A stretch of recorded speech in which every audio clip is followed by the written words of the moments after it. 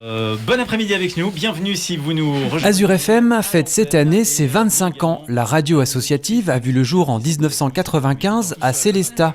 L'équipe a tenu à fêter l'événement le jour même de l'anniversaire, soit le 27 septembre, en présence d'auditeurs.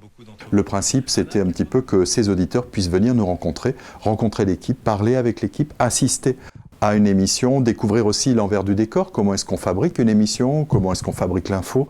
Et ça a permis vraiment d'avoir ce temps d'échange, beaucoup de monde. Alors des conditions sanitaires un petit peu compliquées, on a eu beaucoup de personnes qu'on a dû refuser, mais c'était quand même une journée bien chargée, bien agréable. En 25 ans, Azure FM est passé de la radio de ville à une structure d'envergure régionale.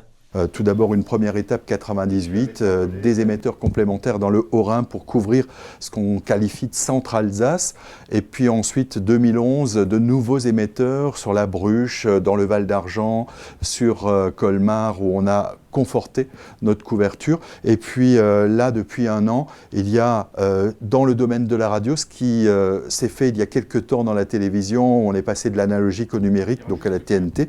Bien là, c'est la RNT, le DAB+, qui est en train de se mettre en place à travers toute l'Alsace.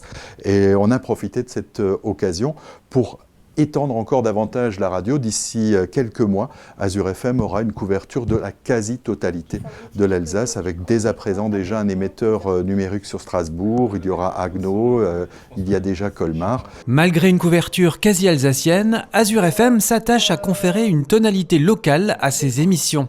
C'est beaucoup d'informations en direction des associations, en direction de la vie locale, en direction du monde économique local, où on va essayer d'être un petit peu un lien entre ces acteurs du développement local, ceux qui font que le territoire avance, et le public, les auditeurs qui écoutent, avec toujours une notion, c'est l'intérêt du public. Est-ce que nos auditeurs ils vont y trouver leur compte? Aujourd'hui, il faut croire que oui, puisqu'on est depuis cet été qualifié première radio associative de France en termes d'audience.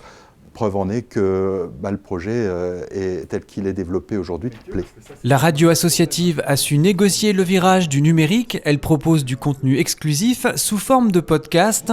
Autrement dit, un programme audio qui peut être écouté à la demande. C'est un temps de saison, la matinée est bien nuageuse avec quelques pluies. Parfois, ce sont maintenant des contenus que nous fabriquons, qu'on appelle des podcasts natifs, des contenus qui sont spécifiquement produits pour être mis en ligne et pour être écoutés à la demande, et ils ne seront jamais diffusés à la radio parce qu'ils s'adressent à un public thématique, pas forcément justifié pour une couverture générale, mais ça peut intéresser 1000, 2000 ou 3000 personnes. À ce jour, Azure FM compte 4 salariés permanents en tant que radio associative. Elle repose également sur une vingtaine de bénévoles qui interviennent dans la conception des programmes et pour certaines tâches administratives. Merci.